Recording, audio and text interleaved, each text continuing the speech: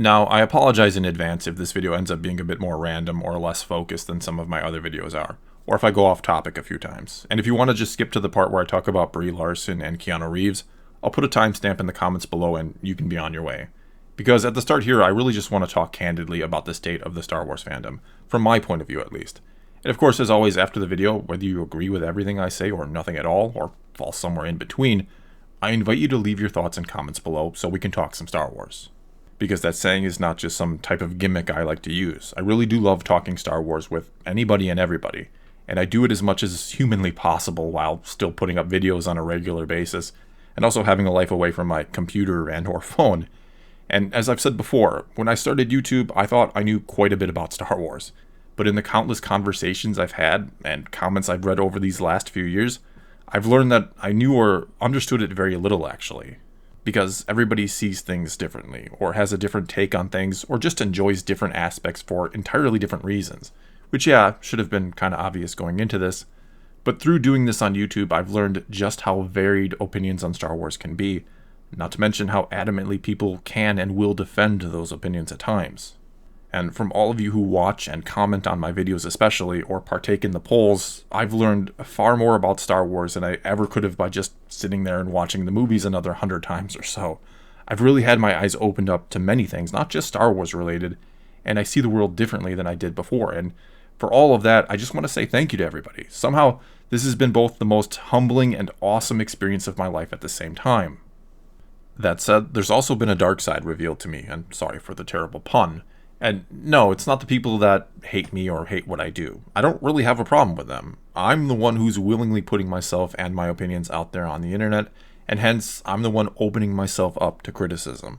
I'm also the one who can either be hurt and offended by what they say, or I can take it in stride and move on with my day. And quite honestly here, I really don't understand people who always say they're offended by this or that. As I see it, all you're doing is acknowledging someone else's words or opinions have hurt you. All you're doing is giving them power over you. It's like when people leave an overly nasty comment on one of my videos and attack me on a personal level. All I see is someone who has acknowledged that something I have said got them so worked up that they replied and attacked me irrationally, even though it's never my intent to purposely piss people off. Anyway, the dark side of the fan base, and it's a very small percentage of the overall fan base, are those who genuinely, for whatever reason, want to see the people who disagree with them be or remain unhappy. And yeah, I know some of you out there will say, that's you, Thor. You're trying to ruin the joy of others every time you make a negative video about The Last Jedi.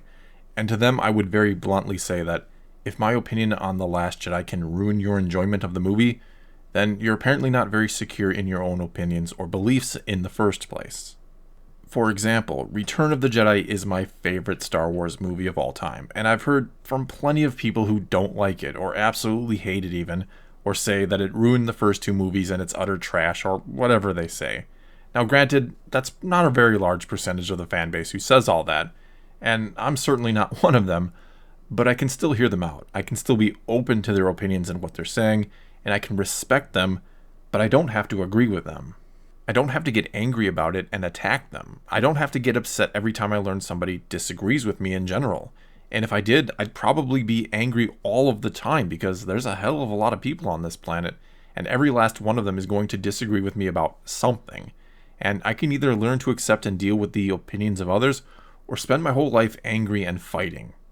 And no, I'm not saying there aren't some really bad beliefs that are still prevalent in this world. I'm not saying that there aren't times to stand up and fight.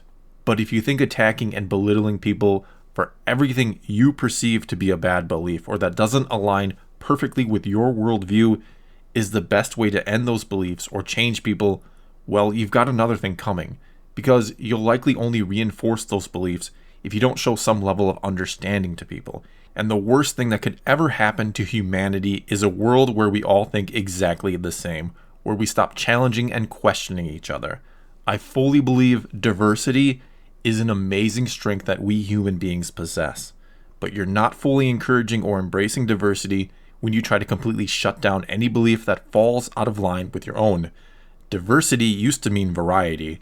Now it seems to me, think this way or else.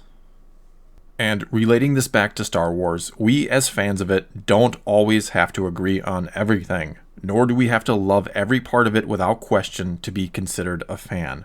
I've compared being a fan of Star Wars, or any film franchise really, to being a fan of a professional sports team in many previous videos.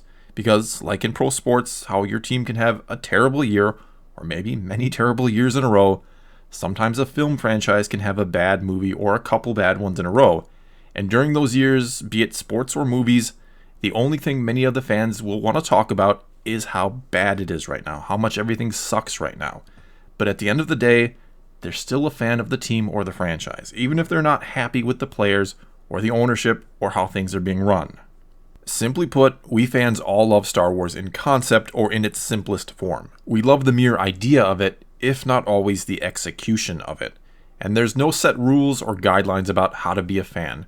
Someone who talks negatively about it all the time can love it just as much as someone who always talks positively about it. You don't get to claim some sort of moral high ground if you refuse to criticize it. You're not a better fan or person for never questioning something. The Star Wars fandom is not some sort of competition or game you can win. There's no prize for being the number one fan, whatever that would even mean. In fact, the only prize for absolute, unwavering loyalty will likely be a company that begins to take you for granted. That said, I do know there are people that genuinely and truly do love everything Star Wars, including Disney Star Wars. And not only am I a bit envious of you, but I can respect that, as you should respect the fact that there are those of us fans who will speak our minds all the time and keep Lucasfilm honest and keep their standards high, hopefully. Also, as I've said before, and I'll say it yet again here, I have no issue with people who love The Last Jedi. None whatsoever. It doesn't bother me that you like the movie, and it really shouldn't bother you that I don't. And I certainly don't condone those who attack people, or should I say fellow fans, who love The Last Jedi. If anything, it's frustrating to see it happen, though I don't think it's as prevalent as some want to believe, or oftentimes it'll happen in response to someone saying something about those who dislike the movie or calling them names like man babies.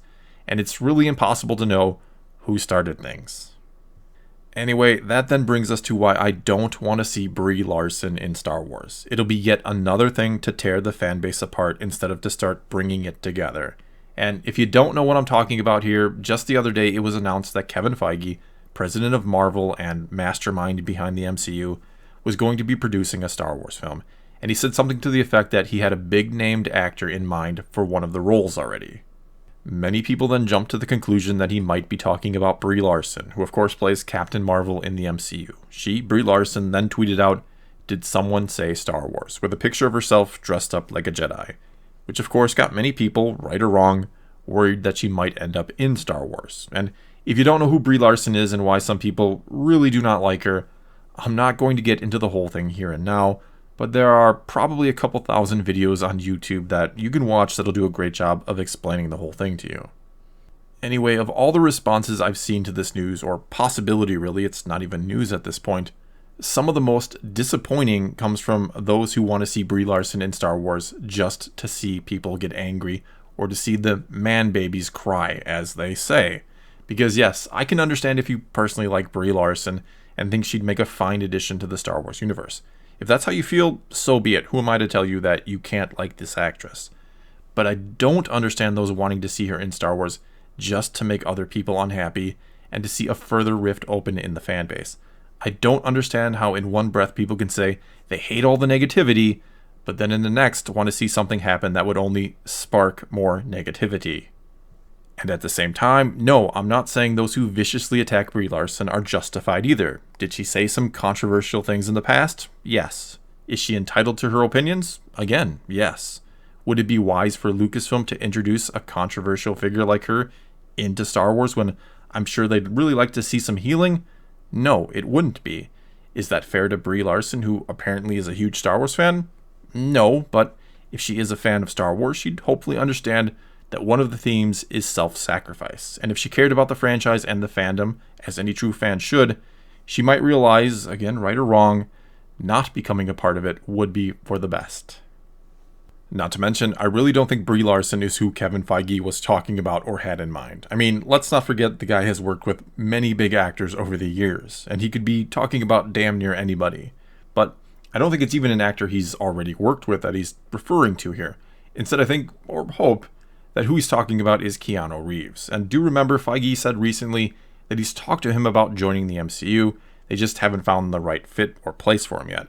And so maybe Feige won't bring him into the MCU, but would instead bring him into Star Wars, which I think would be a welcome addition for most fans. And if you're Lucasfilm right now, what you're really looking for, or should be looking for, is bringing in people that almost all fans can and will get behind. And Kevin Feige is liked, if not adored, by many people after his success with the MCU. I'm sure to Lucasfilm he not only felt like a really safe and obvious choice, but one that could generate some real excitement again. And as I speculated in yesterday's video, he could be being groomed for a much larger role in the company. And Disney would of course want someone leading Lucasfilm that would immediately get off on a good foot with most fans, should Kathleen Kennedy either step down in 2 years or not have her contract renewed.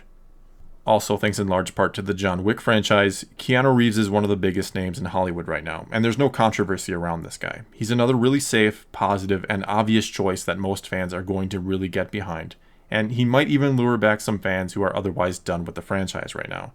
And though I know many people feel like Star Wars is 100% driven by an agenda, and I won't sit here and say that isn't the case at all, at the end of the day, it's all about money. It's always about money. And bringing in Kevin Feige and Keanu Reeves will make it for them, which is why I could see it happening.